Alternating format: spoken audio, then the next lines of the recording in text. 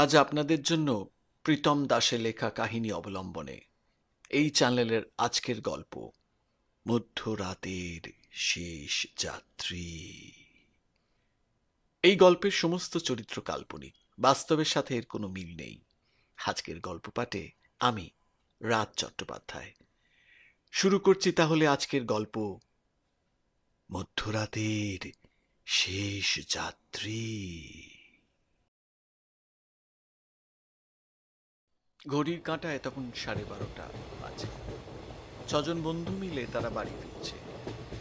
গোটা ট্রেনের কামরায় তেমন কোনো লোক ছিল না, মাত্র কয়েকজন ছিল। হেলে দুলে ট্রেনটি চলল পরের গন্তব্য স্টেশনে। পরবর্তী স্টেশন আসায় দুজন লোক নেমে পড়ল। ওই কামরায় থাকলো ওই 6 বন্ধু আর আরো 4 জন। এইভাবে যেতে যেতে তারাও পরবর্তী যে যার গন্তব্য স্টেশনে নেমে পড়ল। এখন ওই 6 জন ছাড়া কামরায় আর কেউ নেই। তখন অরিত্র বলে উঠল, আজ ট্রেনটা এত দেরি করলো যে একেবারে মধ্যরাত হয়ে গেল। তারপর সন্দীপ বলে উঠল, সত্যি এত রাত হয়ে গেল যে কামরায় কোনো লোক নেই। এই 6 বন্ধুর মধ্যে রোহিত নামের ছেলেটির সাহস একটু কম ছিল। সে আবার ভূতকে খুব বিশ্বাস করে। সে বলে উঠল, গাটা বেশ ছমছম করে উঠল না? এর উত্তরে কৃষ্ণেন্দু বলে উঠল, তোরই যত ভয়, কই আমাদের তো কিছু হচ্ছে না, তোকেই শুধু ভূত দেখা দেয়, কই আমাদের তো ভূত দেখা দেয় না। এই বলে তারা হাসাহাসি শুরু করল। এদের 4 জনের কাণ্ড দেখে রমেশ বলে উঠল, তোরা এবার চুপ করবি? রোহিত তো ঠিকই বলেছে, এত রাত হয়ে গেল, ট্রেনে কেউ নেই, কাঁটা তো বেশ ছমছম করছেই। তারপর যে যা স্টেশনে নেমে যাবি, ওকে এতটা একাই যেতে হবে? এর উত্তরে অরিত্র বলল, ঠিকই বলেছিস কিন্তু। এইভাবেই গল্পের মধ্যে দিয়ে তারা যে যার গন্তব্যের দিকে এগোলো। ট্রেনটি হেলে দুলে আপন বেগে নিজের গতি নিয়ে চলল। পরবর্তী স্টেশন আসায় ট্রেনটি থামল। এক ভদ্রলোক উঠল ওখান থেকে। দেখতে একটু অদ্ভুত রকমের, যেন মনে হচ্ছিল একজন পাগল। তারপর সে ট্রেনের একটি কোণে জানলার পাশে গিয়ে বসল। তখন সন্দীপ বলে উঠল, কি এমন লোক রে বাপু, দেখছে ট্রেনে কেউ নেই, কোথায় আমাদের কাছে এসে বসবি, গল্প করবি, তা নয় পিছনে একা বসে আছে। কৃষ্ণেন্দু তার মতে সহমত পোষণ করে বলে উঠল, তাই না বটে, কি উদ্ভট মানুষ রে, দেখতেও বিভৎস লাগছে, বিশাল চেহারা, মুখটাও তেমন বোঝা যাচ্ছে না ঠিক। এদের দুজনের কথাবার্তা দেখে অরিত্র বলে উঠল, রোহিত, এটা কোনো পেতাত্মা নয় তো রে? এটা শুনে রোহিত চুপ করে গেল। সে আর কিছু বলল না। তারপর 6 জন বন্ধুর মধ্যে নীতিশ এগিয়ে গেল এই লোকটার দিকে। আস্তে আস্তে এগিয়ে যেতে যেতে নীতিশ একদম চুপ করে দাঁড়িয়ে গেল। তখন সবাই বলে উঠল, নীতিশ, কি হলো রে, চুপ করে দাঁড়িয়ে গেলি যে? তখন নীতিশ বলে উঠল, না রে, কিছু হয়নি, এমনি দাঁড়িয়ে গেলাম। কিন্তু নীতিশ বুঝতে পেরেছে যে এটি কোনো সাধারণ মানুষ নয়, তাই সে কিছুটা এগিয়েও আর গেল না। তারপর রোহিত জিজ্ঞাসা করল, নীতিশ, তুই আর গেলি না কেন? তখন নীতিশ তার জায়গায় এসে বসল এবং বলল, আরে কোথাকার কে মানুষ একা বসে আছে, কি হবে জিজ্ঞাসা করে যে কোথায় যাবে? সে আর কিছু বলল না, চুপ করে বসে রয়ে গেল। সেটা দেখে অরিত্র ঠিক মনে হচ্ছিল না। তখন অরিত্র আস্তে আস্তে রমেশকে বলল, রমেশ, কি হলো বলতো? ও যেতে যেতে থেমে গেল, আর গেল না, এসে চুপ করে বসে পড়লো। পরবর্তী স্টেশন আসায় ট্রেন আস্তে আস্তে গতি কমাল।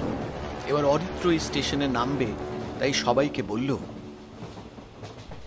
সাবধানে সব বাড়ি যাস, আমি নামলাম, কাল দেখা হবে।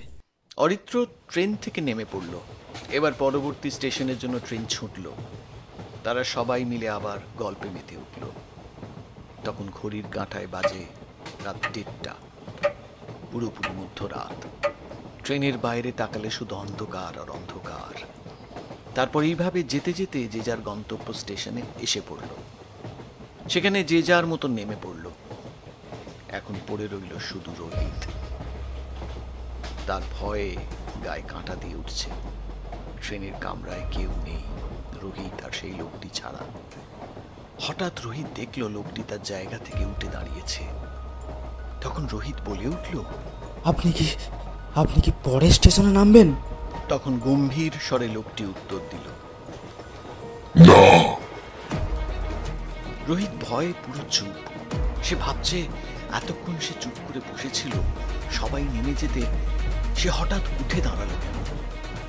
রোহিত ভয়ে মনে মনে বলে উঠল, রাম রাম রাম রাম রাম রাম রাম রাম রাম রাম রাম রাম রাম রাম রাম রাম রাম রাম। তারপর রোহিত দেখতে পেল যে লোকটি আস্তে আস্তে তার দিকে এগিয়ে আসছে। লোকটির মুখ ভালো করে দেখা যাচ্ছে না।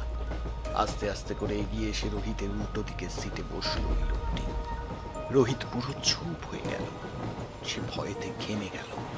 রোহিত বারবার কথা বলার চেষ্টা করছে, কিন্তু সে একটা কথারও উত্তর দিচ্ছে না।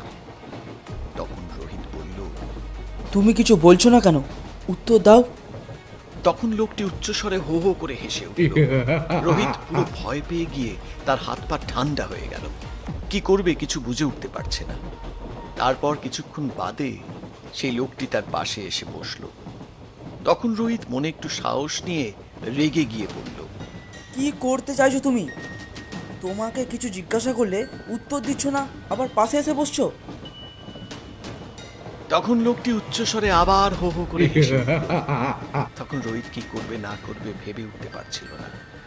সে একটু সাহস করে তার দিকে হাত বাড়ালো, আবার ভয়েতে হাতটা নামিয়েও নিল।